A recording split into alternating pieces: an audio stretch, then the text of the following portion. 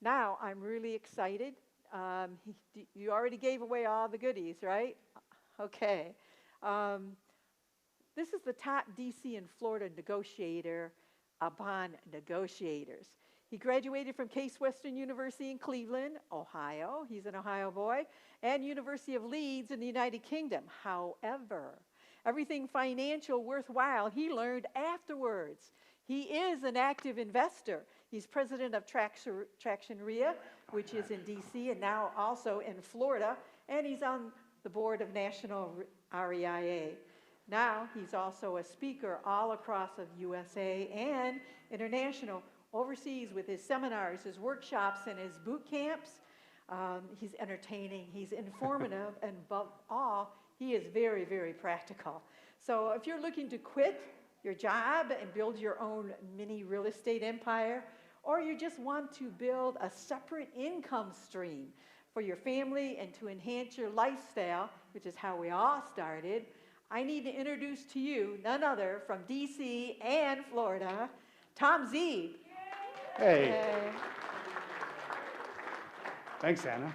Thank you. Awesome. Yeah, weird. I got to remember, I left DC about a year and a half ago.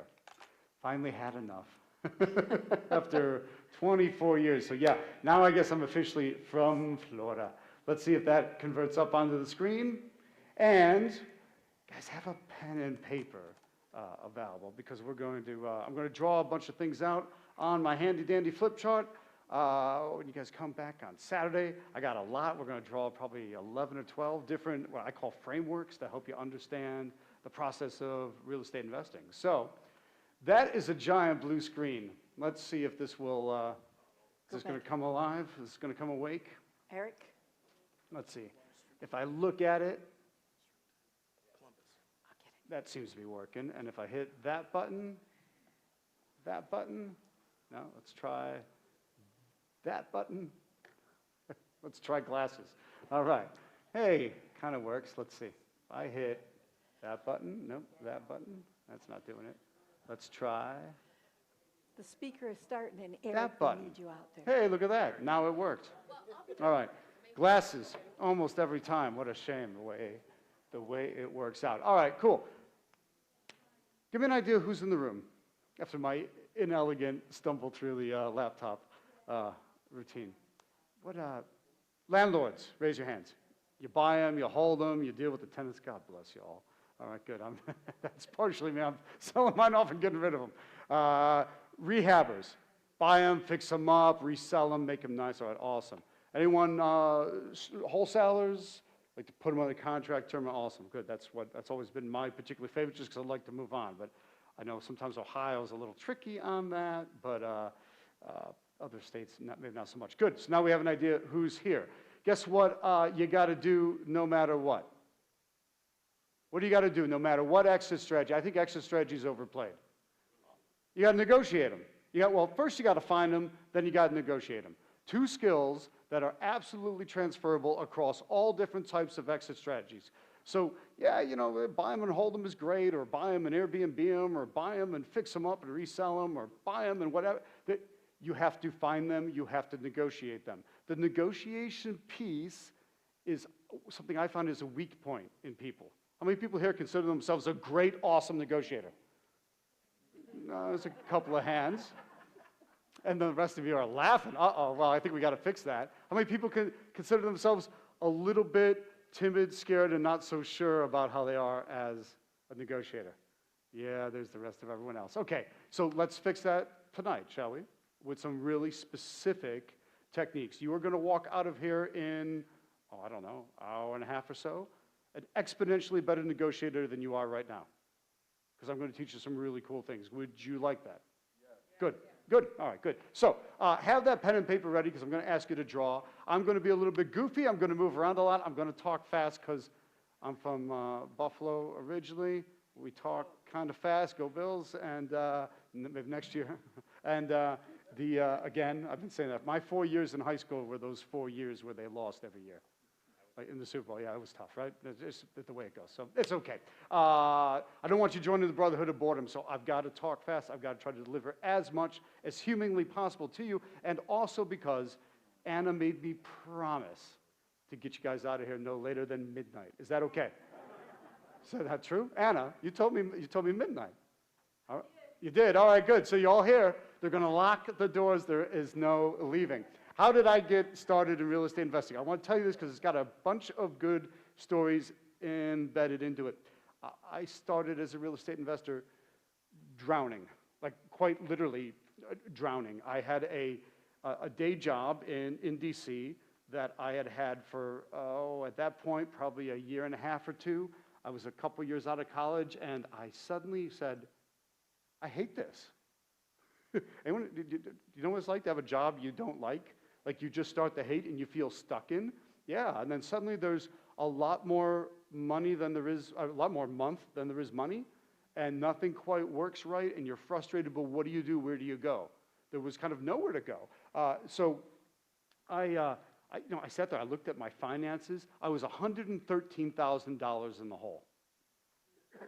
Wow. Like, all right, how do you get rid of that? I mean, without a gun or white powder, how do you pay off 113 grand in debt? I said, well, I don't know. So here's what I'm going to do. I'm going to do the only logical thing. I'm going to totally escape from everything. I saved up my 2 weeks of vacation. I went on a giant adventure trip to India with a bunch of my buddies. Because, hey, let's just run away from it all. That's going to work. Yeah, escapism, yeah, it's what a wonderful thing. So I just put more on the credit cards and went, and we go whitewater rafting, and that's me right there, second from the left. I think Rich is taking the picture. Guy on the right is Michael. Dopey-looking guy is Harry. And there's a youngish-looking me, all excited, ready to go, which was seemed like it was going really well until at one point the captain, the guy there in the middle, he says, hey, you guys got to be real careful in this next one. We've had a lot of rain this season, and this is now a Class 5 rapid. Now, I guess they rank them 0 to 6. 0 is bathwater. 6 is impassable. 5 is you're pretty freaking stupid for trying. So, hey, what could possibly go wrong? Let's go. This is going to be great because I'm feeling alive. There's no office. There's no worries. There's no boss telling me things to do. I'm gone from all my problems.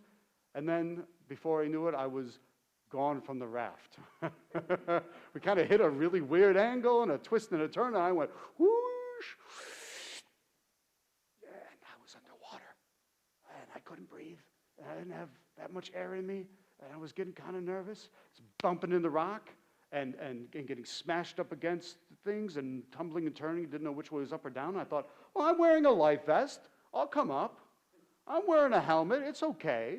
Of course, you're thinking, well, what if I face plant? Or what if I get pinned down because water pressure is strong? What if I don't make it out of here alive? And then my vision started getting a little cloudy and started getting a little bit narrow, you know, like the old classic tunnel vision. I thought, oh no, I'm going to pass out. This is not good. And then, of all the emotions to have, I got angry at myself. What have I done?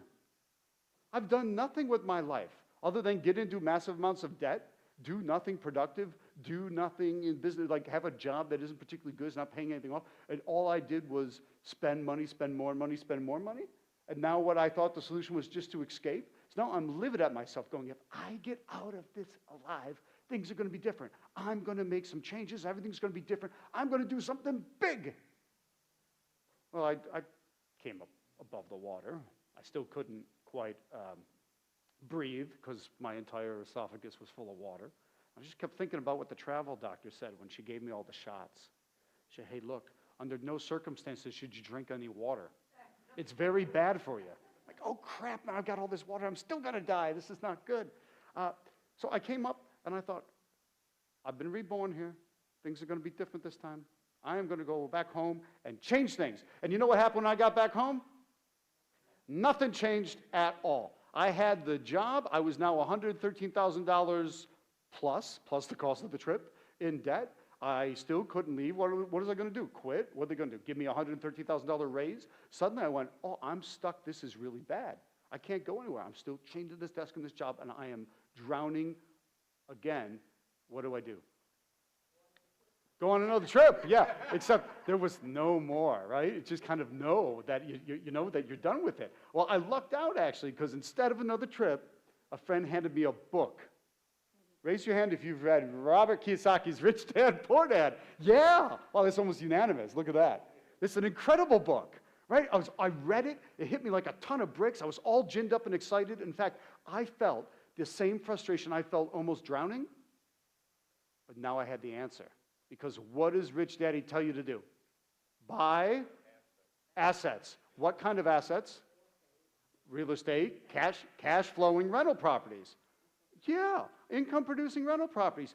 This is great. Look, I was living in an apartment. I didn't own a thing in my own name. I didn't even own my own car. But hey, let's go buy an apartment building or something to cash flow. What could possibly go wrong?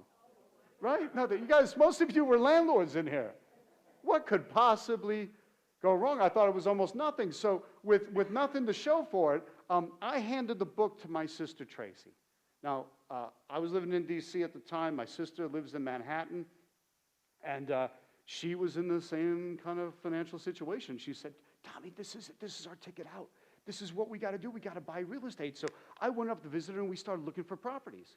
And we bought a 6-unit building in Brooklyn, New York, in a neighborhood called Bed-Stuy, Bedford-Stuyvesant, New York, because, you know, it's landlord-friendly in New York City.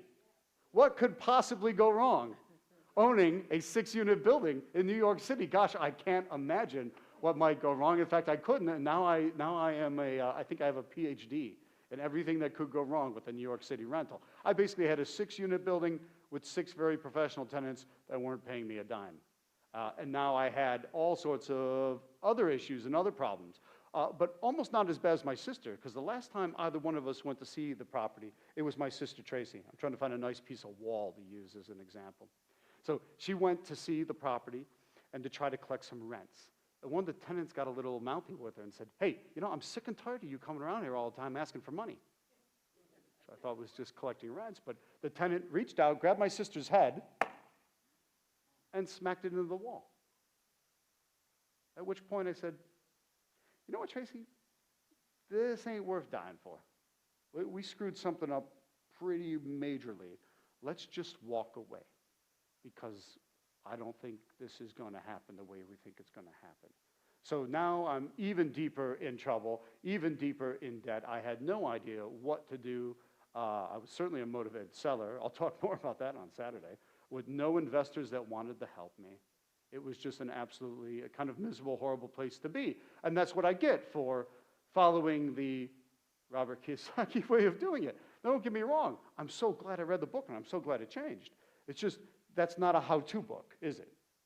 Right? It's a go buy real estate. That's it. There's no rubber meets the road knowledge. You don't understand what's going on. So luckily, I have a very thick skull. And I wasn't quite going to take no for an answer. So during the time we were dealing with all this, I found my version of Toledo RIA where I was living, and in D.C. And I walked in one day, and there were all these people just like here. There were landlords, there were rehabs, there were wholesalers, there were people actually doing the business. It wasn't just some pie-in-the-sky nonsense. And I thought, oh, wow, this is really true. Okay, well, let's see what I'm going to do. So I moved my marketing close to the home, and I got this tiny little townhouse under contract in Dumfries, Virginia. That's suburban D.C., right? Where kind of just, that's it. Yeah, not far, down near Triangle, you know it. So yeah, great. Got this little thing under contract, and I thought, all right, no more of this rental nonsense, because they almost killed my sister. They'll probably try to kill me. It's not any good. I'm going to go for the big bucks this time, and I'm going to rehab it. Because what could possibly go wrong?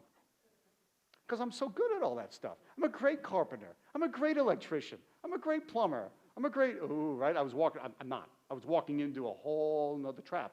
And, but luckily, we have at my Toledo RIA, we have a success story section where you get to stand up and say, hey, my name's Tom, and I got this deal under contract in Dumfries, and I'm going to rehab it and make a fortune. I went, yay, Tom, that's great. Yeah, so I'm standing there going, whoo, this is great. Well, luckily for me, at the break, a dude comes up to me and says, hey, Tom, I want to buy that property from you. I said, well, okay, but I'm not done fixing it yet. And he laughed at me. He said, no, you don't quite understand. I want to buy it from you right now, as it is. and I'm going to fix it. I said, but I'm going to fix it. And he said, kid, I don't think you know what you're doing. I'm literally going to pay you to take the deal off your hands. And I said, you can do that legally? He said, yeah, it's not that hard. I'll walk you through the process. So the next thing I knew, here was this property I haven't touched yet, haven't done a thing to, and I assigned my contract to him, and I walked away with almost 23 grand. I walked away with $22,819.66. And I went, that's phenomenal. Wait a minute. Wow, nobody beat up my sister to do that. I didn't have to swing a hammer to do that. I didn't have to yell at a crew to do that. What if I do this again and again and again? That would set me free, wouldn't it? And that's how I got freedom in life on my own terms. I wound up in about 6 months of repeating that process. I paid my debt off. Anyone ever pay their debt off before? Think about the beauty of it, right? When you write that last check, this was still the check writing days. I think it's not quite as dramatic, maybe clicking the button online, but whatever. Writing that last check and signing it just felt fantastic. It was really, really good that way. So great. I said, this is cool. You mean I can travel whenever I want? I don't have to ask a boss for time off? If I want to go drown myself on the other side of the planet, I can do so without going into any more debt? I like this. Okay, good. Let's do more of this. And that's what happened. It got me to life on my own terms. So why am I here? Other than getting out of having to do chocolates and flowers on Valentine's Day. I'm teasing you. Guys, I'm glad you're all here. My wife says, oh, she goes, yeah, I don't mind. She goes, we don't pay much attention to Valentine's Day. It's cool. And I said, all right, so why? Why come to Toledo? I'm here on Saturday. Number one thing I'd like you guys to do is come with me on Saturday. You're going to learn a lot tonight, but when we've got, 6, 7 hours on Saturday, we're going to learn a ton more, because I just like to give and give and give. So I'm here teaching that for one particular reason. This guy, Mikey Fitzgerald, that is Mikey Fitzgerald on the left in 2005. A couple years had gone by. That's me on the right. And, well, Mikey Fitzgerald came up to me at one of my Toledo rehab meetings. He said, he had this wild look in his eye. He was a little scared and nervous. He said, I need you to teach me to do what you do. I said, what do you mean? He goes, I need your help. I said, what's the matter, man? You seem kind of out of whack. He goes, look, Tom, I've been watching you. You always have a success story. You always got something for deal makers. You always have something going on. He goes, I'm a poor kid from a poor part of town. Everybody I went to high school with is washed out on drugs and doing nothing and a complete train wreck of a life. He said, my siblings are the same way. They're all strung out. Nothing's going on. It's bad. He goes, I joined the Army to get away from that. He went Army Airborne. He was away for a few years. He said, but now I'm done. I did my jumps. I came back. I've been honorably discharged. I'm home, and I don't want to get sucked into the same hellhole that everyone else is stuck in. Can you help me, please? I said, well, when you put it that way, what am I supposed to say? No? All right. So I teach you? I don't even know what to do or how to teach somebody. So I just started talking Mikey through everything I do. I taught him everything I know about marketing, everything I know about negotiation, everything I know about contracts, control, and getting paid. And we walked him through his first deal. And look, he was super excited, super steady. He's got this check. His eyebrows are just alive and electric. It was fantastic. Mikey said, that was just awesome. He changed everything. Well, 2 years goes by, and he sends me this photo. So it's 2007. I said, Mikey, what's that? Is that a new deal? He said, well, kind of, but not really. He said, Tom, that's the house I grew up in. But my parents lost it to foreclosure and got kicked out. I just took everything you taught me in marketing, everything you taught me in negotiation, everything you taught me about contracts, control, and getting paid. I just bought it back from the bank, and I'm moving my parents back in. I want to thank you. And I went, oh, you do get some good feels out of this. So teaching does actually kind of do something for people. I said, okay, that's interesting. Well, a whole bunch of years goes by. It's 2016. Mikey sends me this, which is the photo from the front page of his hometown newspaper there in Hagerstown, Maryland. It's a picture of the grand piano building. It used to be a factory for, grand pianos. They haven't made a grand piano there in ages. The jobs, tell me if this sounds familiar, Ohio, the jobs went somewhere else. South, overseas, right, far side of the world, somewhere I would go rafting and drown, right? And what was left? huh, maybe that's why everyone's kind of strung out, washed out, doing nothing, and hurting miserably, because there's no jobs left. So Mikey bought the grand piano building, he fixed it up, and he's got half of it leased out to the University of Maryland. The other half has a bank, a hair salon, and a ballroom dance studio. I'm going, that's really awesome, Mikey, fantastic. He goes, Tom, I took what you taught me in marketing, I took what you taught me in negotiation, and I used your contract and got it done. I said, you used my contract, Mikey? My contract's basically a residential contract. That's a commercial building. He goes, whatever, I let the attorneys figure it out. There's a good lesson in that, right? Everyone else is trying to come up with excuses. Mikey's just like, let's just move and get it done. So, all right, very cool. Well, 2 more years goes by. It's 2018. That's Mikey on the left now. That is not me on the right anymore. That's Terry Hogan, governor of Maryland. So Mikey's on the governor's task force of how to fix up the little small towns all across the rural panhandle of Maryland. He's going, Tom, he goes, I've got the governor's number and the chief of staff's number in my cell phone. No one would ever believe this. If you told any of my teachers, my parents, nobody would think that I could have done this. He goes, but you took a chance on me all those years ago and turned me into something. I want to thank you. I thought, oh, that's pretty cool. So if you want to know why I'm here, it's real simple. I want to meet more Mikeys. I've become addicted to creating Mikeys and making Mikeys. It's awesome. I'm pretty sure Toledo needs some Mikeys. Am I right? All right, so who wants to be a Mikey? Let's make you into a Mikey. It starts tonight. It starts on, and it continues on Saturday. We're going to make you into a Mikey. Male or female, doesn't matter. Mikey, Mikette, I don't know, Michaela, Michelle, I don't know, whatever. Well, you're going to be a Mikey. I don't ask for much, just that you legally change your name to Mikey. Understand? All right, that's it. All right, good. Now we got that done. It's easy. So here's a lot of things with the Mikey, right? I've packaged it all up, learned how to teach well and really communicate it and get that point across to you with one really big benefit. There's no drowning required. I've done enough drowning. Please don't drown. We're going to get all this drowning out of the way, and it's done with. So I want you to know that what I'm going to offer you, which is coming on Saturday, and you've got a full page about what my entire offer is, called the Total Traction Program. 100% you can say no to any of it. You are allowed to say no, and you are allowed to say yes. You know what you are not allowed to say? I don't know, maybe. Yeah, you can't. You can't stay stuck in between. I want you going, yes, this is going to get me to where I want to be, and I want to move and do more of it. Great. Or, no, not for me right now, thanks. But don't stay stuck on the fence, because nothing happens when you're stuck on the fence. Think about how much of life has never actually happened because you've stayed stuck on the fence rather than making a clear yes or a clear no. So the number one thing I want out of you is a clear yes or a clear no. So, the key to the business. Write this down. You've heard it before, but I'm going to define it my way. I want you having the Tom Zeeb definition of this. The key to the business are motivated sellers. What kind of sellers? Motivated ones. Well, okay. What's a motivated seller? Someone who has to sell. In fact, I'm going to define it this way. They have to sell it. They need to sell it even more than they want to sell it. Make sure you have that part written down. They need to sell it more than they want to sell it. Something's gone horribly wrong in their life, and that's putting pressure on them to need to make this happen. What kinds of things cause that? Divorce, health, job loss, death, which is inheritance and probate. Could be job gain, too, not just job loss. What else? Bankruptcy.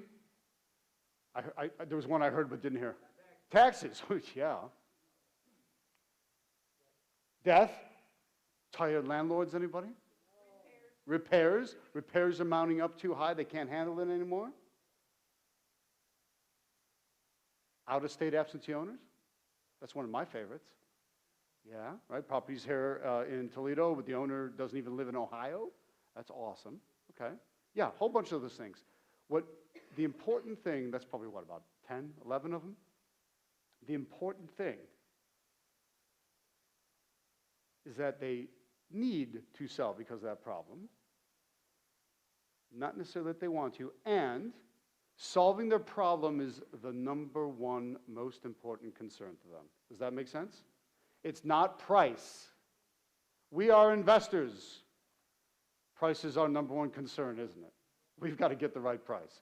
So wait a minute. If we need to get the right price, and that's our number one thing, if we're out there trying to deal with sellers who price is their number one most important thing, what's going to happen? Someone's going to win and someone's going to lose, right? So we don't want that. If we're not fighting about the same thing, I can get the price I want, they can solve their problem, they win, we win. We have a win-win negotiation. So some people think that win-win negotiating is cheesy and corny and doesn't exist. I say nonsense. Of course it exists. Just don't argue about the same thing. Don't be after the exact same thing. And I'm not. I'm after price. They're after getting their problem solved. That's why we go after people with problems. When you set your marketing right, and we'll dig into marketing a lot Saturday afternoon, we're aiming for people that's already their situation. So when we market the right way, it makes our negotiation easier from the get-go because these people are already set right for us, right? That's the key to the business. So why do people stall out? I bet you've seen some people come and go from Toledo Rio over the years, right? New people show up, they don't wind up doing anything. Intermediate type people are here for a while and the businesses kind of stall. You know why it is most of the time? They can't solve their problem because they can't move people from saying no to saying yes. You got to be able to get people to say yes. That's when things change. So, all right, we got to focus on that. That's a matter of negotiation. But there's a problem. You know, as real estate investors, if you don't know what to say to somebody, you kind of freeze up a little bit on the phone, right? You ever had one of those phone calls where you just don't know what to say and you're kind of awkward about it? Yeah. And you don't have to show your hands here. So, but I'm pretty sure there's a bunch of you that because you're unsure of what to say, you don't do any marketing. Because if you did marketing, then your phone would ring and then you'd be forced to deal with the fear of not knowing what to say. So it's kind of a self-defeating thing, right? That's okay. I see a lot of people nodding their heads. Relieved that I didn't have you raise your hand. You didn't have to admit it. Yeah, it's fine. Look, we got to pay attention to that. What we say to a motivated seller makes a difference. But it's not just what. It's also how we say things to people. How we communicate and how it comes across makes a big difference. Our tone of voice, the way we have the conversation, how comfortable we sound with what we have to say. All of that, all things we're going to be working on now and on Saturday, but those are the kinds of things that if you don't get it right, it can really mess you up. So you've got to have specific techniques to get people to say yes. Because if they don't say yes to you, they stay stuck on no. But most people are just going around, oh, I'll make a phone call.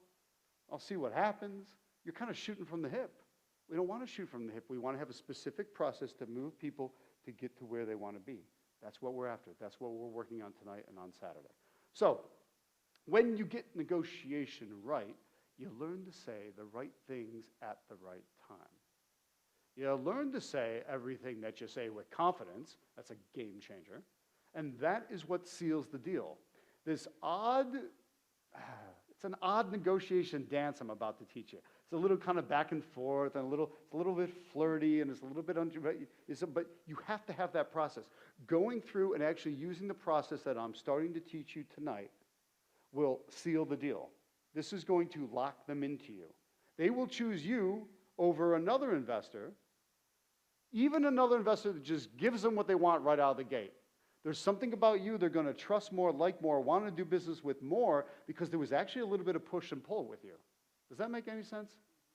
I know it might be hard to believe, but practice what I teach you tonight. Practice it all this week. Watch what happens. Like I say, you're going to walk out of here an exponentially better negotiator because, let's be real frank, negotiation is the greatest money-making skill of all time, period.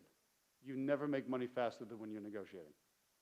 If I ask just a couple of questions and that motivated seller drops 10 grand, 20 grand, 30 grand, that's when the deal is being made, isn't it? You're not making money faster than that by just asking questions in a specific way. That's really super duper important. Well, the other thing is we're negotiating all the time no matter what, so negotiation is flat out the most important life-enhancing skill of all time, period. Who's married or has a significant other? I know I'm asking on Valentine's Day, but yikes, are you negotiating all the time? Yeah, you are. Who's got kids? Are you negotiating all the time? They're negotiating with you. Who's got, you got a boss at work or colleagues or subordinates, right? All these, right? We are negotiating all the time, like it or not. It's that important to get better at it, which then really confuses me because it ain't taught in school. Anyone taking a negotiation class in school? They don't have them. Yes, exactly. They don't have them. Usually I might get one hand, and it was business school, and they would learn how to negotiate some sort of, big corporate contract. Okay, it's that important, gang. It's that important. And nobody's taking a class in school because they don't offer them. Isn't that weird? Communications. Yeah, it's different than that, though. So what I'm going to start digging in on tonight is what we need. Everyday investors. Everyday real estate investors. How can we integrate simple techniques into what we're doing? They're going to sound a little strange at first. In a few minutes, you're going to know them. You're going to know them like the back of your hand. And then you just use them, and they'll start coming out of you naturally, no matter what your personality style is.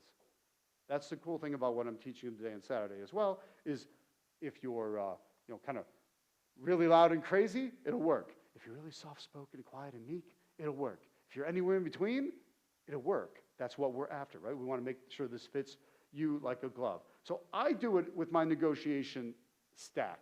I've got 52 different techniques that I teach you. And I call it a stack. You'll see, I'm going to define the acronym in a minute, but it's also a stack because you literally can stack that negotiation in any order that you need it. So you can have all these 52 different techniques, put them together. Every deal is unique. Every person is unique. Every person that you're talking to is unique. So you'll start to understand, I'm going to use this technique, then this technique, then this technique, and that's a custom stack. And then the next deal is a different person. You go, all right, now I'm going to start with this one, and now we need this, and a little bit of this. It's kind of like a recipe that's customized for it. So we want to put the stack together in the way that works. Now, I call it the stack, and I call these things my frameworks. Let me get my markers over here. Because I based them on road signs. What we're going to draw out on, especially when I draw out like, 11, 12 of these things on Saturday, they're frameworks. I've thought things through and put them into basic, simple forms and shapes, circles, triangles, squares. That way it makes it really easy to understand. Kind of like road signs. So what's that road sign on the left? Right turn. How about that one? Slippery when wet. Railroad crossing. Merging traffic in from the right. That's real simple. It's a basic shape. It's simple colors. It's a simple concept immediately conveyed across. I'm going to make my frameworks as easy to understand as that. You'll see that they look more complex, but since we go through them together and we've unpacked them together, you're going to learn what they are. So it works out really cool that way. So first off, let me define negotiation stack.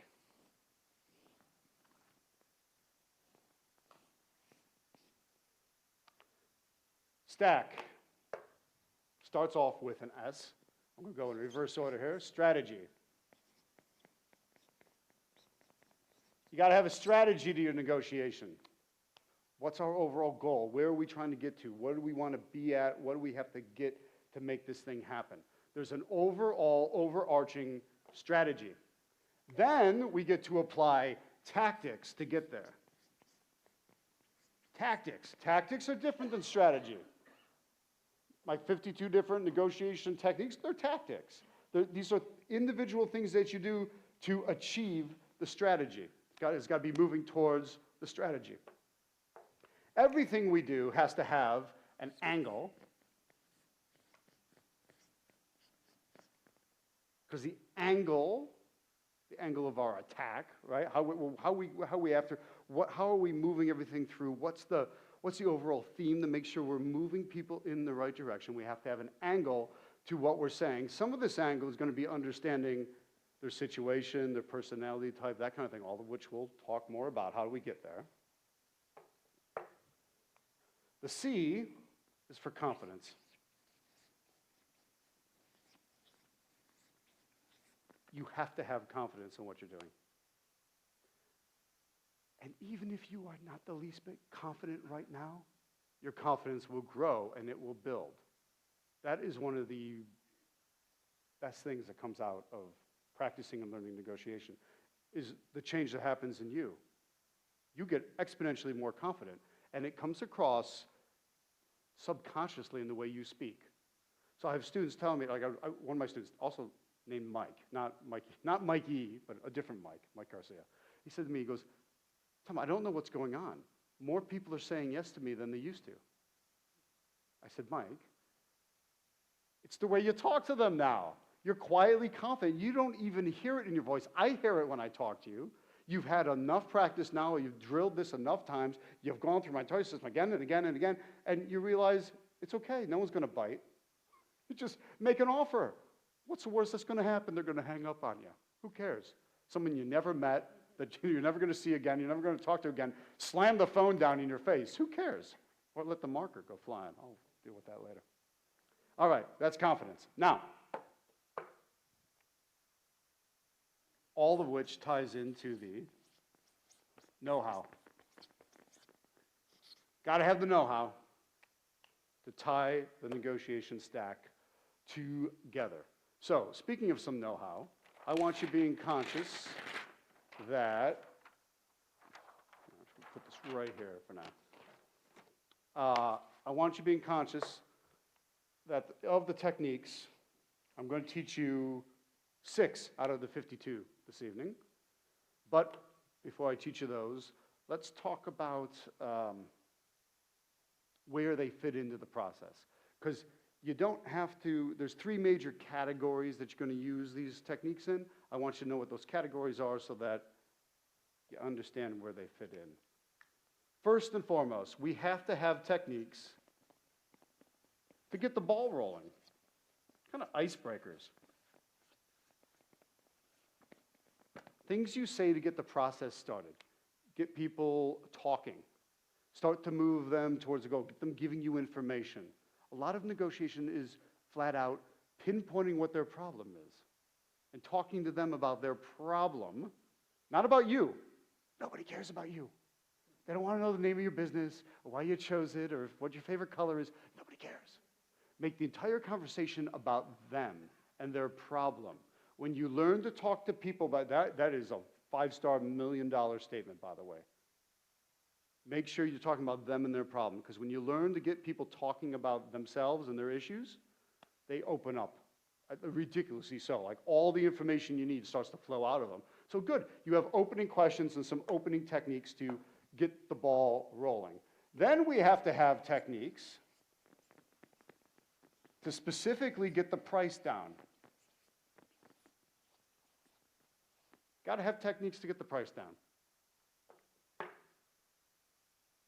Specific things we do to drop, put pressure on the price. Make sure we're moving it in the right direction. The right direction for us is getting the price down. Awesome. Then there will come a point where you have to have techniques to quite simply get it closed. Got to have techniques to wrap it up. To ask for the sale, to ask for the deal, to ask them to sign the contract, to ask them to say yes to you. Otherwise, a lot of people float. They think, well, no, what do? I'll just keep going? I'll just keep talking? No, at a certain point, you got to bring it to a head and get them to say yes or to say no. It's okay to get somebody to say no. You know what happens if you get somebody to say no?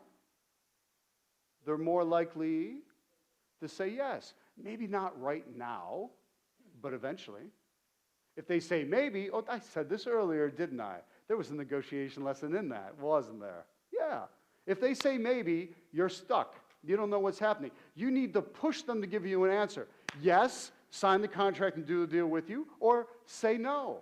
Great, no. Why not? No's not no. No is no for now. They might, and if not, you go, okay, well, it's not going to work here in the middle of February. Call them back in the middle of March. Let's see what's changed. Because what does time change? Yeah, everything. If they say no in March, call them back in April. If they say no in April, call them back in May. This is called follow-up, right? This is the one big old giant key. So we want to have of the 52 techniques, some fall into one of these categories, some fall into 2 of these categories, some fall into all 3 of the categories. But I want you understanding the categories so that you understand where and how to use them. That one's going there. So you ready for some techniques? Yes? 3 or 4 of you are. I was dropped on my head as a child. I have this abnormal need for feedback as we go. Are you ready for all the techniques? Yes. All right, good. Hey, look, I got you all saying yes. All right, let's do some techniques. Let's do 6 techniques. I'm going to choose 6 of my favorites because we might as well. My number 1 all-time favorite, which I think I've gotten a bit of a very odd reputation for this one, so you'll see in a minute. The first technique I want to teach you is called flinching. Flinching. What is flinching? Flinching means anytime anybody says any number to you whatsoever, anytime anybody says any number to you whatsoever, I want you to act like you were physically attacked by that number. Got it? Anytime anybody says any number to you whatsoever, act like you were physically assaulted by that number. Jane, say a number. 1 million. 1 million? Woo!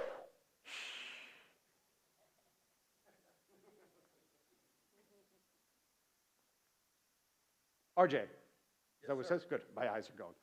Say a number, RJ. 1.6. 1.6 million? Woo! That's a lot.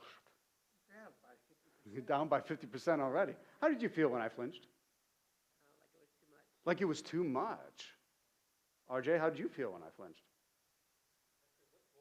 What's wrong with it? Me? Yeah. What's wrong with me? Therefore, what's wrong with the number? It was good money. What's going on there? So, each time there's something wrong with my number. There's something wrong with him. There's something wrong with the number. Why isn't that adding up? Guys, hyper-predictable responses. When you flinch, that's what the other person's thinking. There's something not right about the number. It's interesting. I didn't say give me a price. I didn't say give me a price of a house or price of a car or price of a... I just said say a number, didn't I? They said a random number, boom, and they instantly start thinking something's wrong here, something's not quite right. See how it works? So your mission, if you choose to accept it, is to, even if you don't choose to accept it, come on, it's so easy, why not? The very next time you hear a number, flinch. When tomorrow, when you pick up the phone and start calling some motivated sellers, or you go through Craigslist or something, or you go through the classified ads online in the paper, call them and ask them, even if it's in the ad, how much are you asking for the property? Well, didn't you read the ad? Who cares? Ask them. And no matter what they say, what are you going to do? Woo! And then what are they going to think? What's wrong? Something's wrong with this number. Something's up. You put downward pressure on that number immediately. Pretty cool, right? Okay. That is the power of flinching. Doesn't matter what we are talking about. And it doesn't matter if you see my face or not, does it? So, John, I'm going to call you on the phone, okay? Ring, ring. Oh, hey, John, it's Tom. Awesome, John. Hey, John, say a number. 4,000? Woo! How do you feel? Yeah, yeah, the same thing. Could you see my face? No, all right, so it works on the phone. The verbal flinch works just as well. Now, there's always a millennial out there that's gonna say, how do you flinch in a text message? Can it be done? Yes, it can be done. Respond, yikes, exclamation point, ouch, exclamation point, OMG, oh, wow, exclamation point, really, exclamation point, question mark, exclamation point, all right, it works out just fine. And somebody will tell me there's an emoji for that, but I don't understand emojis, so I don't use them. This one, yeah, see what I mean? I don't understand that. I wouldn't know what that is. I think they saw a ghost. They saw a ghost or something. I avoid emojis. That's it. God bless you. So that's it. But you can flinch, and you will be A-okay.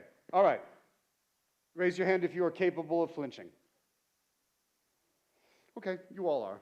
Good. All right, so that one's done. There's only one time you're not allowed to flinch. I'll tell you that later. Now, technique number 2, bracketing.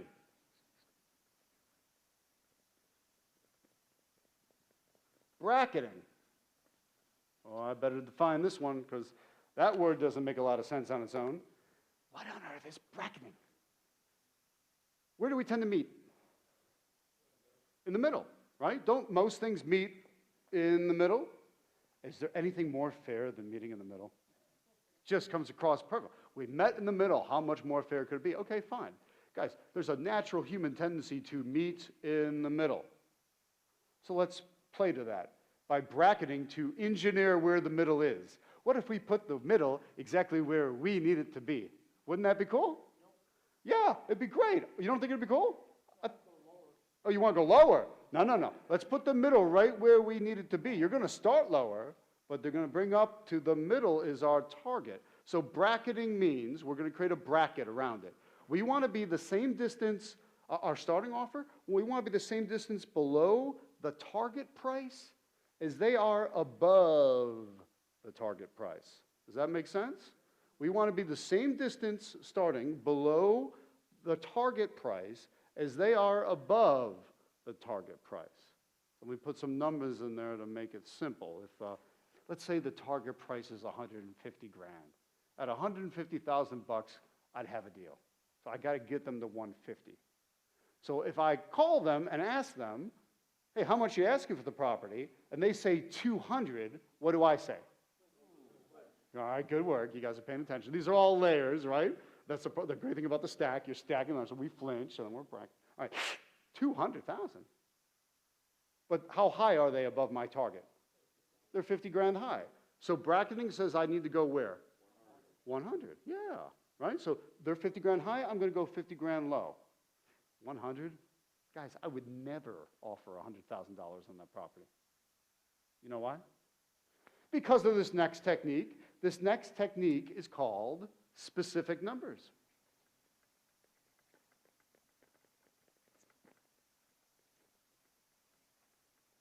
Specific numbers. I would never offer $100,000 on that property. I would, however, offer $103,579. Why? You laugh. Why? What if you were smiling and laughing? Why? It's an odd number, like I did some calculations. It must be serious. That number comes across exponentially more believable because it's kind of ridiculously specific. Because if they say 200, I say 100, we're just spitballing back and forth here. But they say 200, I say, well, we look at a bunch of things, and I come up with 103,579. It just comes across more believable. Where did I get that number from? I pulled it out of thin air. Yeah, pocket is polite. Other people might argue it came from somewhere else. All right? So it just depends how you look at it. But are you capable of adding a specific number to every offer that you make? Yes. All my offers end in 579, by the way. I just like those numbers. All my starting offers end in 579. I like they round up. It's all good. So I don't care which specific numbers you choose to use.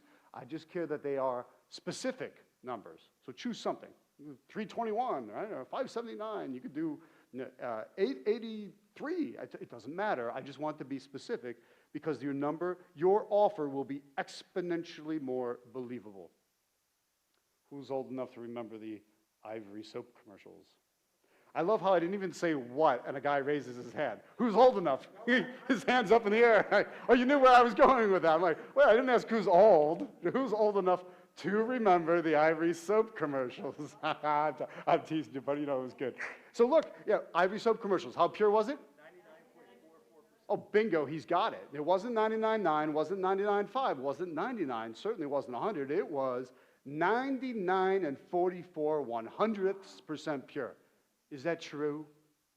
I have no idea. But I'm inclined to believe it. Why? Because it's hyper-specific. Why would they make that up? When they say 99, 44, 100, I'm thinking of I'm thinking of science, and I'm thinking of a laboratory with dudes and dudettes and lab coats and beakers figuring out the exact purity of the soap. Nonsense. It was none of that. I bet it was the long-haired dude in the marketing department. That's who came up with it, knowing that we would believe it more. So specific numbers each and every time. Let's see, let's use some blue here. All right, now, Specific numbers. It's similar. Let's play off of this idea of meeting in the middle. And here's the technique.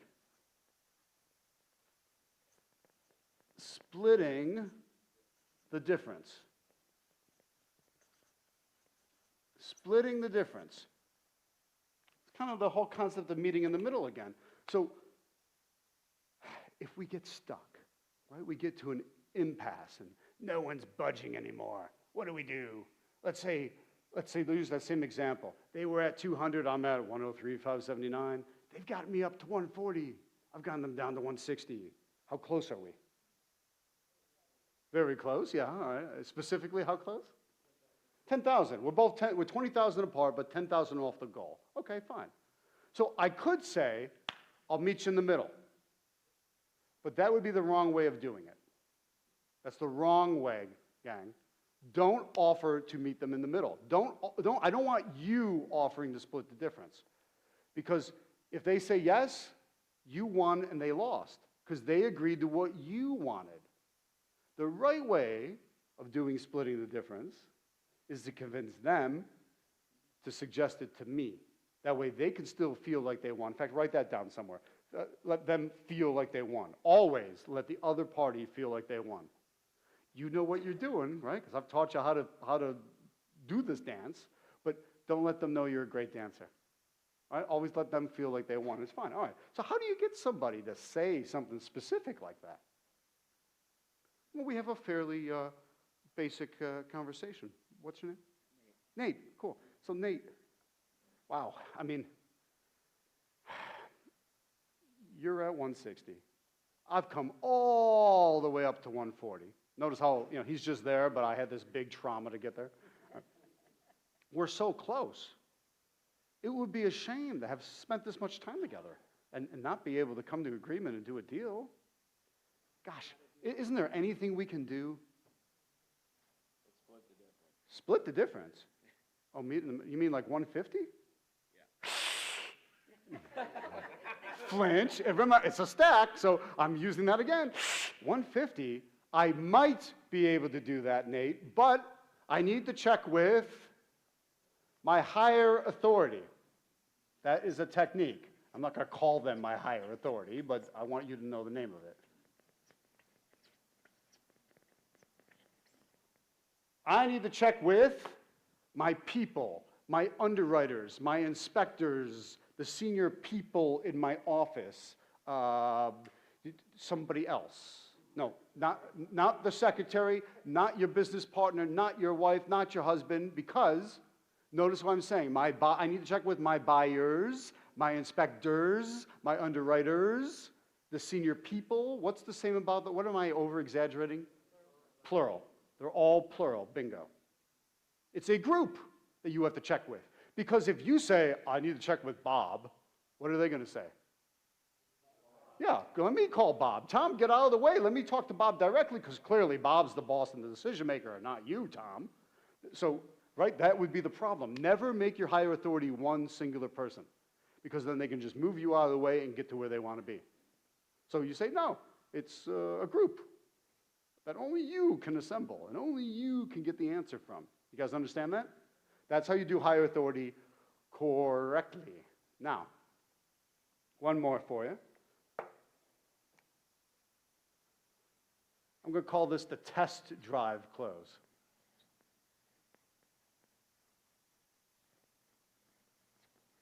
This is one for how to wrap it up and get it closed. Don't be afraid to walk away temporarily and give them a chance to breathe. Most people, if you put pressure on them to do something, sign, what do you think they do? Yeah, they run. They don't want to talk to you. They don't return your calls. They don't invite you in. They never want to see you again. They ghost you because they felt uncomfortable. So we don't want to do that. We don't want too much pressure. Instead, I want you to take the lid off the pressure cooker and vent out some of that pressure and just give them a little space.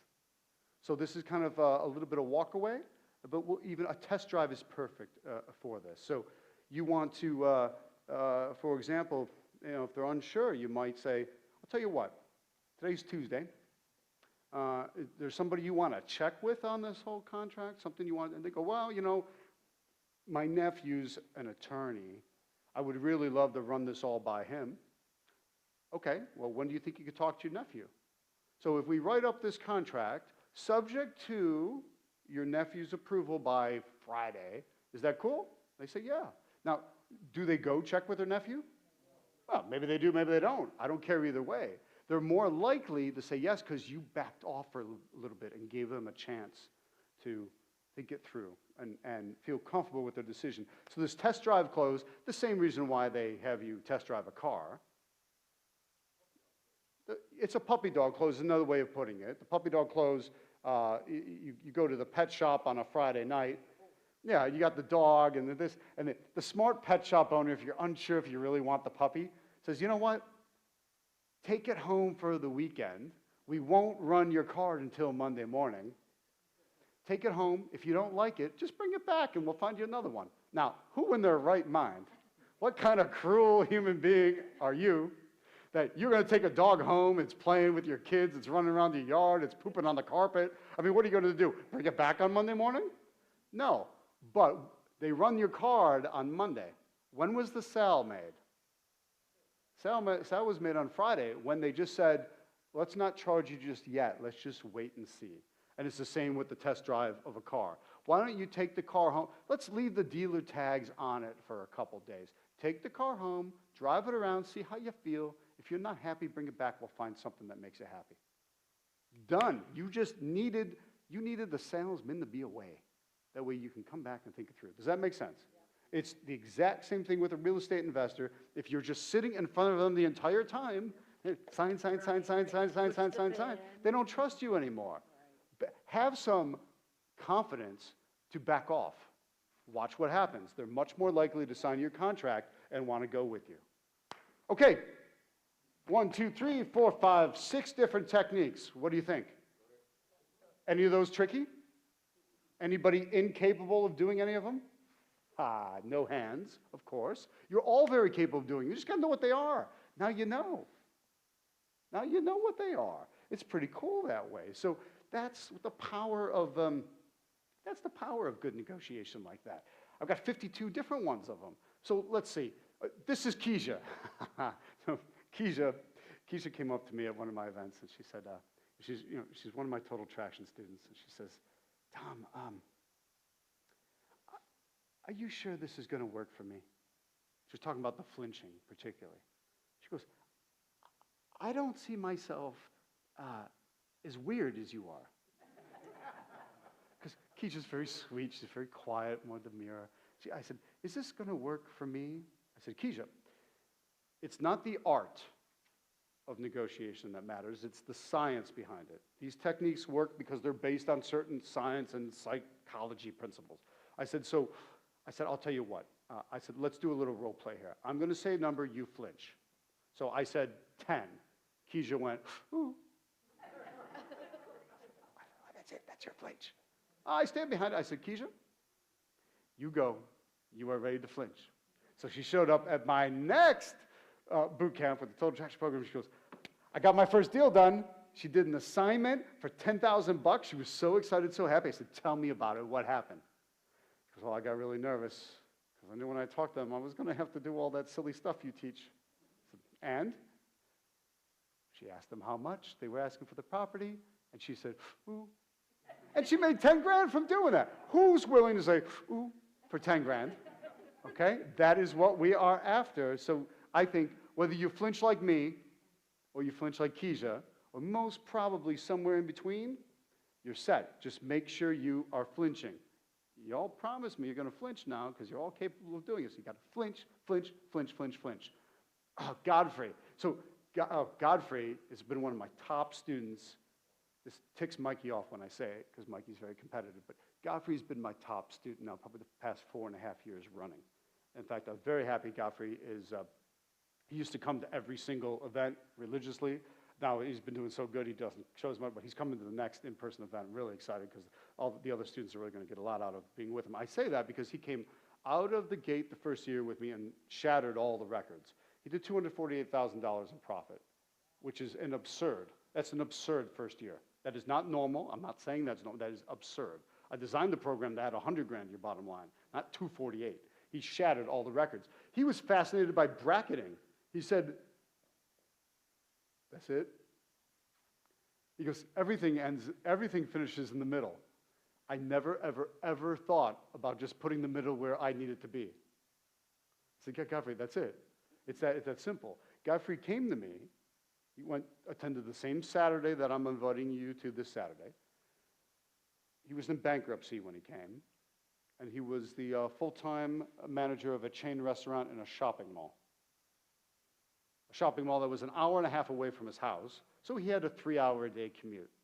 He had no time to do the business. And he came to me going, I don't have any time. And I'm broke. I'm not sure I'm supposed to. He borrowed the money to join the Total Attraction program, but I think it paid off pretty grand for him. Like 248 grand his first year. It was nuts. He said, wow, just from simple things that just unlock it. Like, wow, I can just make the middle. Yes, Godfrey, I am giving you permission to put the middle exactly where you need it to be. Some people, that's all it takes. Hey, Tom gave me permission to do this. Yeah, it's amazing. All right, Rebecca from New Orleans, she got deals at the implementation boot camp from the homework I had everyone do. And she said, the specific numbers thing is addicting. She goes, I always give specific numbers now on absolutely everything. And I said, how's that working out? She said, fantastic. At the event, she locked up 2 deals from one seller. She got them for about half of what they were worth. From bracketing, from flinching, from coughing up specific numbers and everything. She goes, nobody questions the numbers. She goes, I don't get it. I would wonder how they came up with that number. I said, well, you will meet people eventually that will wonder how you came up with the number, and you just tell them. I made it up. No, you don't have to go that far. You just tell them, well, I have a spreadsheet and analysis, and we look at all the other properties, and this is what my software says. The software in your mind. It's fine. There's nothing wrong with that. I said, but most people, they don't care. They're not going to challenge you on it. So she thought that was fantastic. Then Darren got addicted to splitting the difference. He said, you know, Tom, my problem was I always got stuck. I'd start to move people down in price. You know, I was sometimes moving too fast, and and then I never knew how to just kind of split the difference with them the right way. He said, you solved that well. I said, it's fine. It's that easy. At higher authority, Neva, she said her confidence sprang up to the roof after her first couple deals as well. But simply the matter of knowing that, wait a minute, I don't have to get pinned down for an answer. She's so happy to be able to say, you know, that's a really good question. I'm not sure we can accept that number. Let me check with the senior people in my group. Let me check with my buyers. Let me check with the others. Let me see if I can get that approved for you. What she's saying and all of those. Let me ask the higher authority. Does the higher authority exist? That's not a religious question, by the way. That's for Sunday, all right? Does the higher authority exist? No, it's her. That's it. It's just her. But she learned the patience of being able to say how nice it is to be able to tell people, back off, I got to check with someone, and then you can hang up, twiddle your thumbs, call them back, and give them an answer after she's had time to kind of breathe and compose herself and go for the kill. It's an absolutely beautiful thing. And then Mark Duncan, Mark's become the master of the test drive close. In fact, he does it in almost a, it's not a silly way. I think it's kind of cool what he winds up doing. Like a lot of times you're dealing with couples. Now, what do couples really want to do? Talk about it. They want to talk about you and your deal, and they don't want to do it in front of your face. So there was a point where Mark, you know, he's sensing, all right, that time's coming. He's made him the offer. He's trying to get him to sign. Oh, and he goes, oh, you know, I got to go out to my car and get something. And he walks out to his car for a few minutes. What are they doing now? They're talking about the deal amongst themselves without the pressure of him being there. It's a beautiful thing. Great. So then he trots it back out. So you can kind of do, oh, I got to get something out of the car. Oh, let me get one more thing. Let me go out there. Or, he does it that way. You know what I do? I'm very kind of matter of fact. I said, well, I'm sure you guys would want to talk about this, and probably not right in front of me, right? How about I step outside for a few minutes? Come and get me when you're done. Is there anything wrong with doing it that way? No. So if you want to be very matter of fact, or you want to be a little more Like, oh, kind of Peter Falk, Columbo, one more thing. Let me step outside for a few minutes. Okay, great. So it's good. That's the test drive close. That's what Mark did. Think about what happens to you when you implement what I've taught you this evening into your life. What happens? Make some money. Get some deals. Get some more deals. What happens when you take what I taught you tonight, use it all week, and what I'm going to teach you on Saturday? Yeah, an improved marriage. You're here alone tonight on Valentine's Day, Joe? All right, we'll work on that. It could be, yes. I have people tell me that. Yeah, they become better negotiators. It's a better balance with your kids. We're natural negotiators. What else happens when you get good at negotiation? Let's be real honest, particularly these days. I deal with a lot of not natural-born U.S. People, and they are exponentially better negotiators than us native-born Americans. They're natural hagglers, but haggling is almost a bad word. They haggle more, and it's very intimidating to natural-born Americans. We're not used to it, right? The price is the price. How many things do you really negotiate for in America? A car and a mattress. And not even anymore, right? A lot of times it's just, that's the price. Yeah, I bought a car a couple weeks ago. There was nothing. The guy was like, you're not going to get me below sticker. I'm like, really?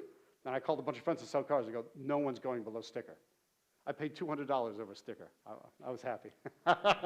It was a good fight to get it down that way. It was good. If only I would have had a trade-in, but I smashed it up. So these things happen. So yeah, lots of good things happen. Here's my action plan for you. I want you all to write this down.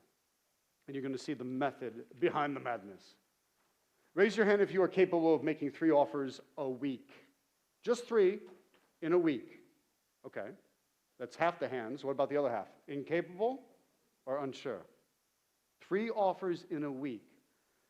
Here's Tom Zeeb's theory on goal setting. Most people set stupidly large goals. I know, right? It's the middle of February. How many people can still even remember their New Year's resolutions from 6 weeks ago?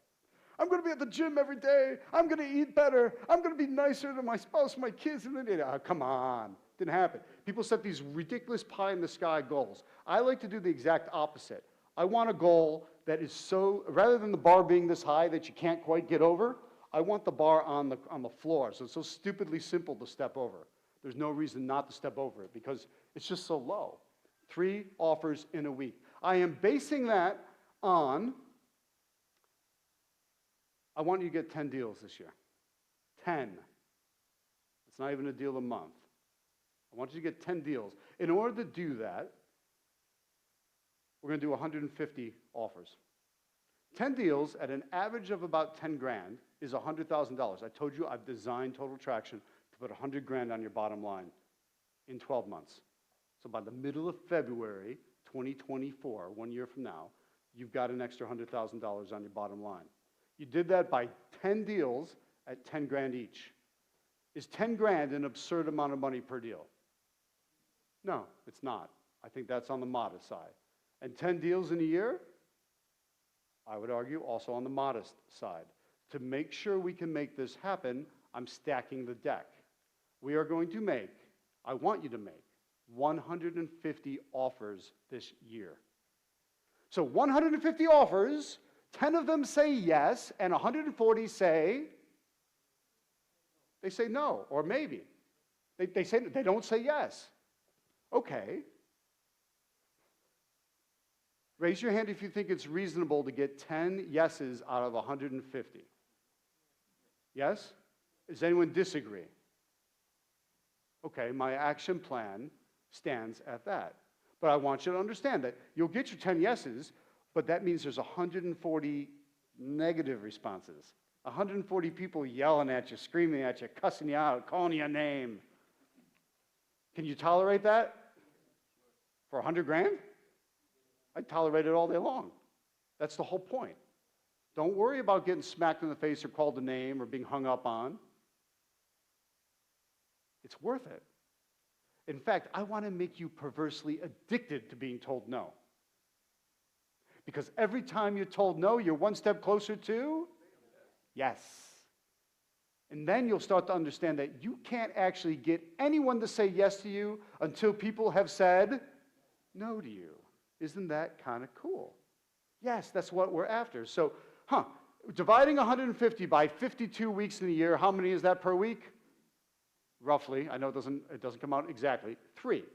It's 3 offers a week. There's 7 days in a week. Who's capable of making 3 offers in a 7-day time frame? That should be every single hand. You're capable of it. Whether or not you will is what we'll figure out.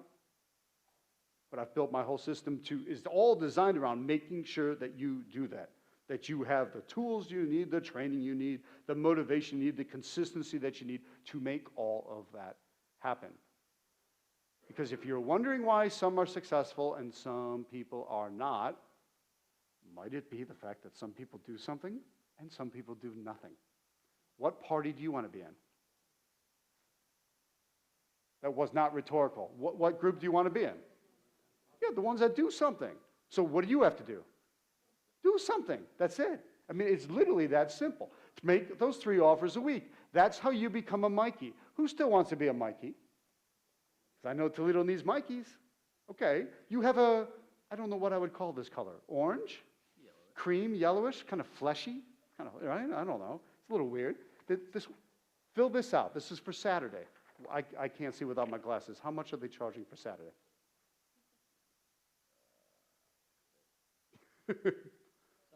Anna, how much are you charging for Saturday? 49.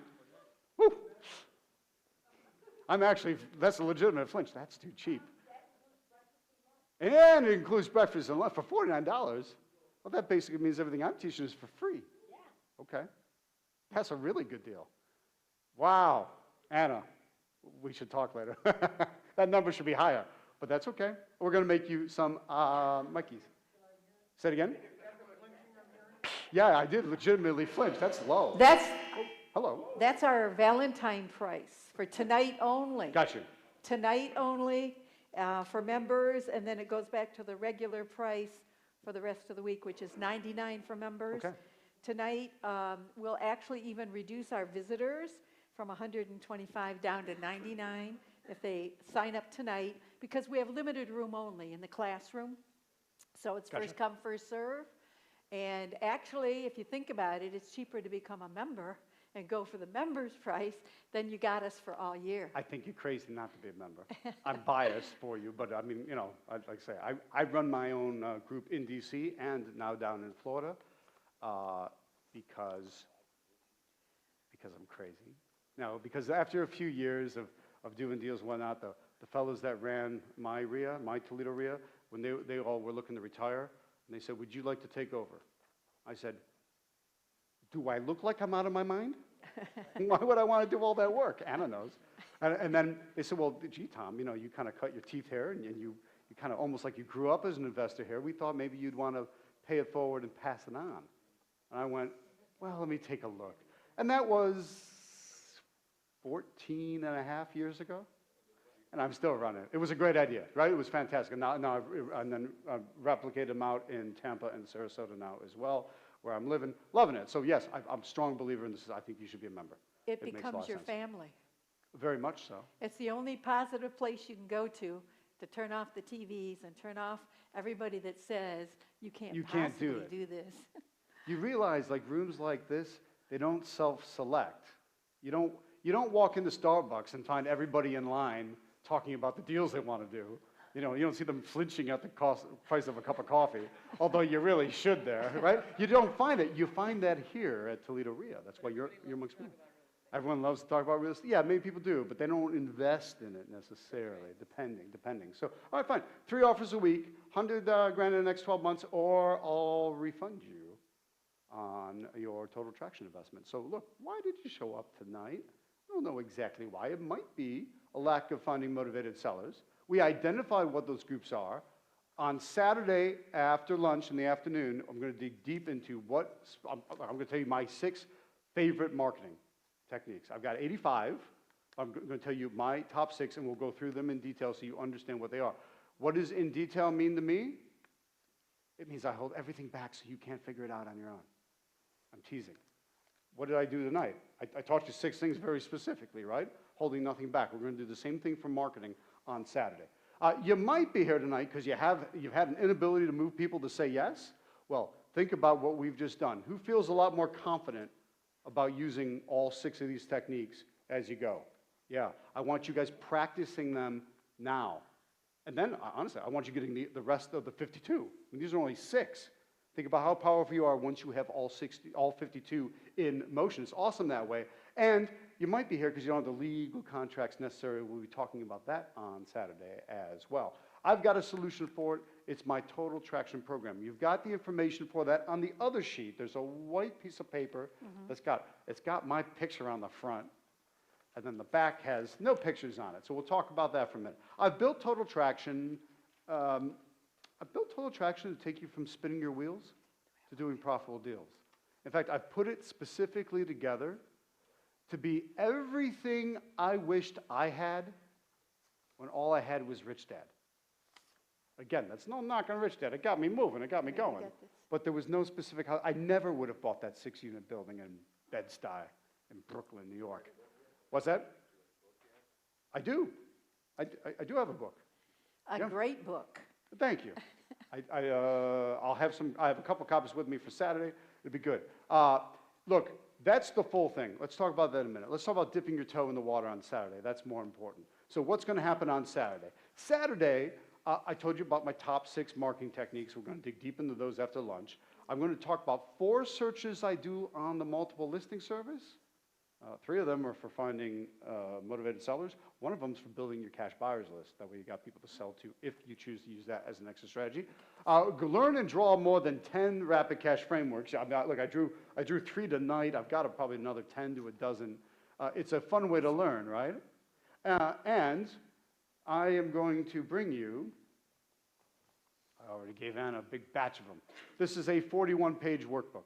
It can't be 41 pages because that would be odd. You can't have a one-sided piece of paper. It's a 42-page workbook. I have one of these for each of you that attends on Saturday. We will build this workbook as we go. So this has the frameworks, and we're going to be drawing in here, and you will walk out with this baby all filled up so you understand what has to happen and how that works. That's happening on Saturdays. I'll go through 6 techniques. I'm going to add some different ones in so we can move people from saying no to saying yes. I want to make sure you've got the 3 keys to a property's value. This is how we comp as investors, not as banks, not as appraisals, us as investors. The 3 critical numbers checklist. You got to know these 3 numbers, or you have no idea whether or not you have a deal.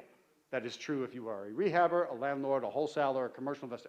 You have to know these 3 numbers, so we're going to dig deep into those. Using the right legal contracts each and every time, and the 42-page workbook. It's not 41.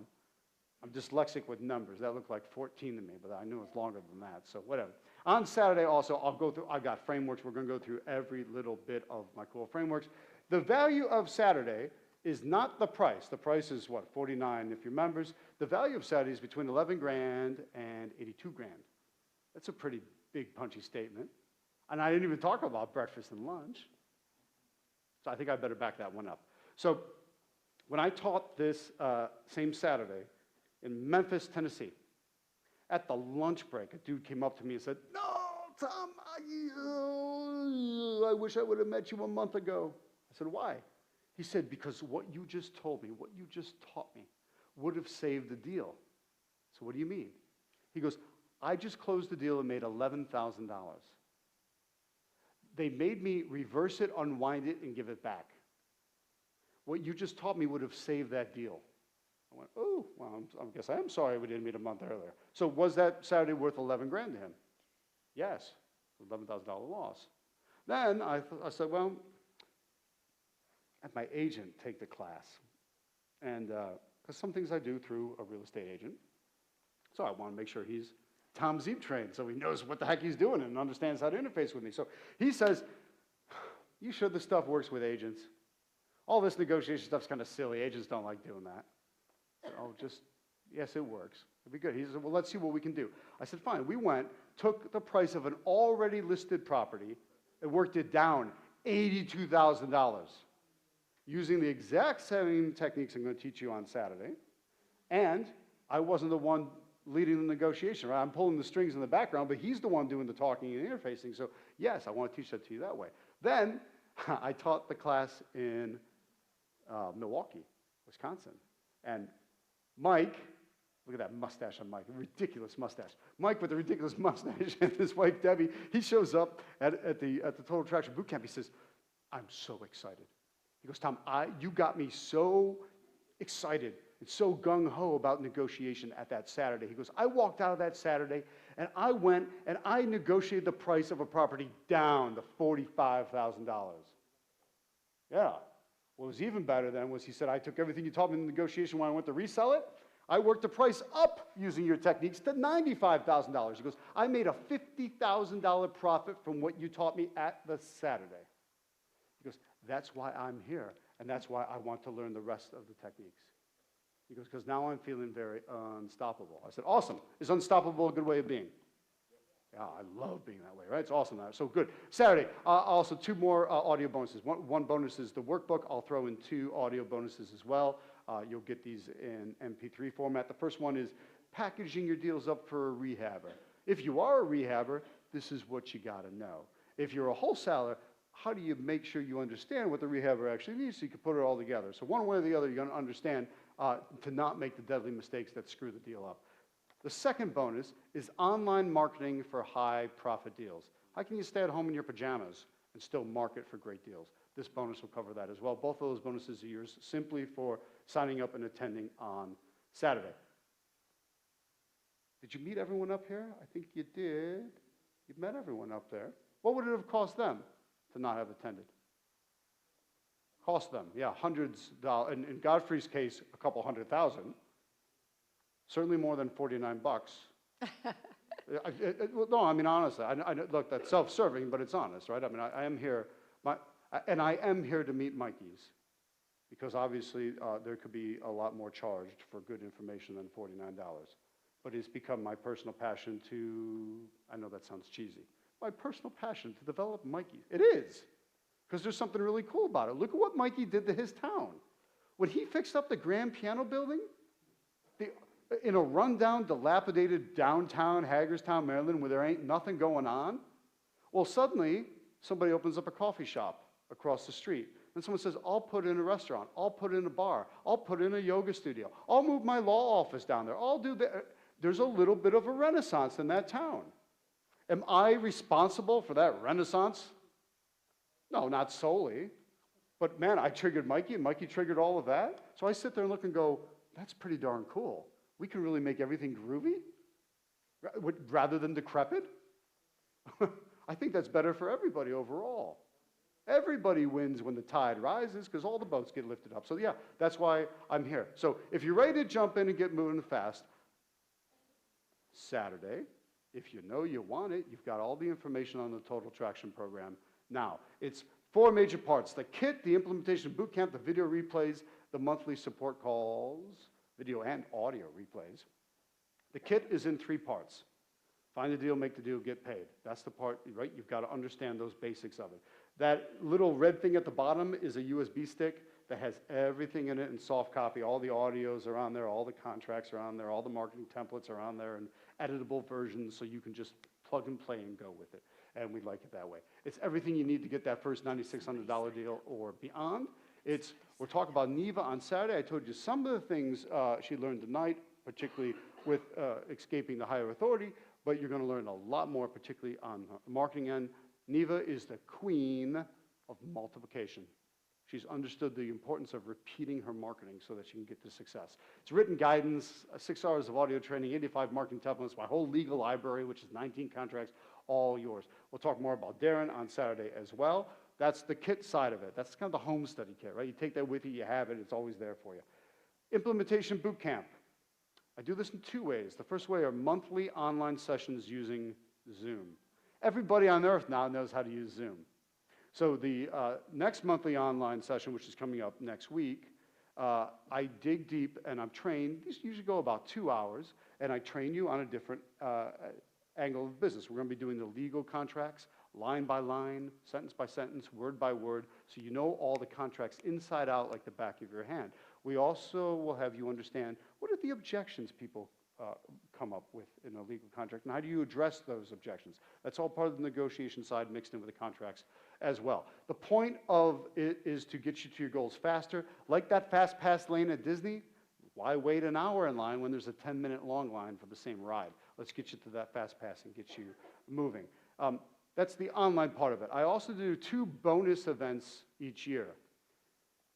The next bonus event is coming up at the beginning of March in warm and sunny and beautiful Sarasota, Florida, which is my new home. You are welcome to attend these events. If you can make them, great. They're bonus events. If you can make it, awesome. You're going to love it. You're going to enjoy meeting all the students and the team. Godfrey's going to be at this one. I'm doing a whole training session with Godfrey to get people moving.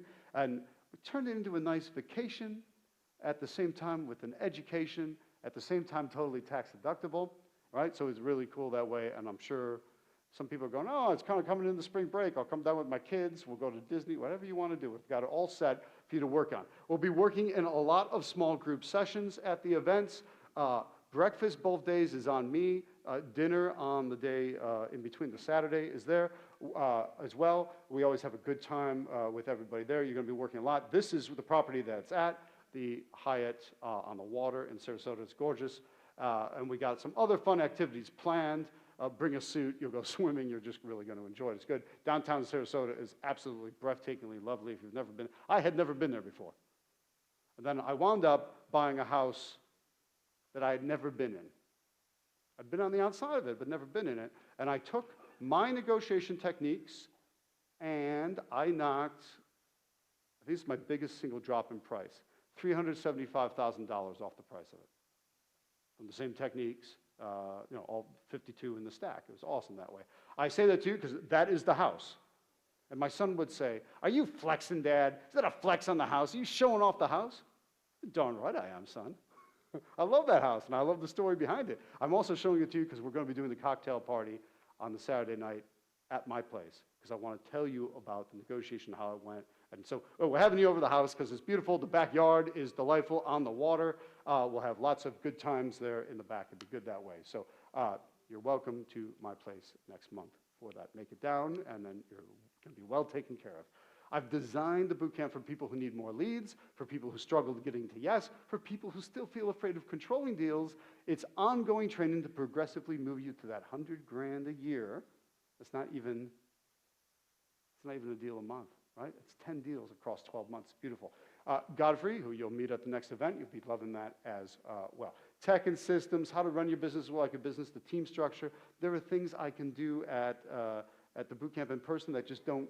You can't write about them. Right? They changed them, so it's one of the things we do in person. It's great that way. I've got a framework for absolutely everything. I will redecorate the ballroom with these frameworks because that's how I surgically inject the business into your head. At the end, you are ready to go. It does not matter which exit strategy you want to do. We're going to spend a lot of time on Saturday sorting that out. What is the right exit strategy for you? What's the right exit strategy for you now? What's it in a year? What's it in 5 years? Things change. Look in the mirror. We've all changed a little bit, haven't we? That's the way it goes. We're going to work on all that. I'll talk to you more about Mark, Dawn, Soraya, our mother-daughter team from West Virginia with rentals. Rebecca, we already met. It's 20-plus years of system.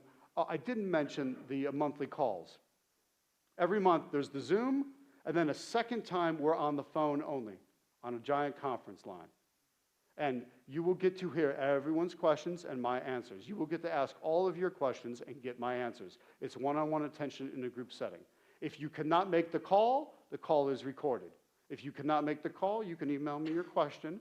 I'll read your email on the call and answer it so you can grab the answer off the recording. The same goes with the Zooms. If you can't make a Zoom 1 month, don't worry about it. You'll have the recording of it, so you can go over it again and again and again. In fact, most of the time I tell people, I said, look, if you need to hear this again, we're at the 45-minute mark, therefore just when you get the recording in a couple of days, go to the 45-minute mark and listen to me say that again and again so that you get the languaging down and understand how that works. That is what we are after. What would it have cost each of these people to not have joined the program? That's the point I'm after. So yeah, and I'm backing it. You do 3 offers a week, you'll have $100,000 on your bottom line in the next 12 months, or I will fully refund you. This includes my on-ramp program that gets you moving in your first 90 days. Here's what you got to be doing. Here's how you're going to make your 3 offers a week. Here's how you're going to record that. Here's how you're going to track it. Here's how you're going to get that discipline down. You get the on-ramp program as well. And one special bonus that is 2-night only. This offer and the price that I'm going to adjust the program to is good now until we walk out of the room on Saturday. The only difference if you decide to take action on it tonight, on the whole thing tonight, is I'm going to add in an extra call. Yes, we got the Zoom every month. You've got the call every month, so that's twice a month. That's 24 times a year we're going to be talking. But we can add another set of 12 calls on top of that, a second monthly call that I do with a group that I call my Sherpa call, because the Sherpa helps bring you up the mountain. If you take advantage of the whole thing tonight, I will throw that call in for free. Normally, that's $97 a month for the extra call. So what's that work out to? I put in $1,164 of real-world value. So awesome. That is everything with the system, with all the bonuses. That price now through Saturday. What is that price we should change it to? So flip that page over, the side without my picture on it. There's a big old giant $6,000 in the middle. That's the price online. That's what I sell it for online. Good man. I said, okay, good man. I said a number, and one dude flinched. You all promised me you would do it. But I also told you there was one time you're not allowed to flinch. This would be that time. Tell me your name, man. Bismarck. He gets an extra $1 off, guys. Anna, just mark that down. Bismarck gets an extra $1 off. It was good that way. Because he flinched and paid attention. Here's the thing. I was going to chop it in half. But Anna is a darn fine negotiator. And I said, you got to do better than half. I said, I got to do better than half? Half's pretty darn good. $3,000 is pretty darn good for all that. I know what's in it. I know what the results are. She wanted thirds. I said, well, third would put it at $2,000, which is fine. Except that I said, can we make it even a little cheesier and cornier? What if we chop another $3 and make it $19.97? Now it has that kind of cheesy late-night TV infomercial sound to it. So let's do that. Take your pen, put a big old X through the $6,000. Big old X, boom, boom, boom, boom, and write in $19.97. That price is good now until we walk out of the room on Saturday. The benefit to this evening, if you're ready to go, not only you get started this week, but you'll get that extra set of calls, which takes us from 24 times a year to 36. Oh, wait a minute, and then 2 bonus events. There could be potentially 38 times a year that we were talking. Now, I've built it that way for a reason, gang. I've been training people since Mikey in 2005. What have I noticed about people? They need discipline. They need a pattern. They need a time to check in, somebody to be accountable to. I've built all of that into this. I don't want to be the kind of guy that rolls into town, sells you something, and then leaves. Because then what happens? You go, what do I do with this? I got the Volkswagen, what do I do now? Okay, well, no, well, you have it. There's ongoing training 24 times a year, maybe 36 times a year. That's nuts. That's to make sure I keep you moving. That's how it's designed for. All right, now through Saturday only, you can get started at the back table. I'll tell you what, I'm going to go to the back table. I'm going to grab my glasses, otherwise I won't be able to see a darn thing at the back table. I'm going to take these. I would love for you to sign up, if not for the entire package, then for Saturday, because you know you're going to get a ton. What's Saturday going to be like? 6 hours of me talking like this. A lot, right? You got a lot out tonight, just wait till you have me all day Saturday. So take that, whatever that peachy colored form, bring that to the back. Any other questions, bring them to the back. Fill out the form, they'll run your card, we'll take it from there, and I'll see you guys on Saturday. Any questions, let me know.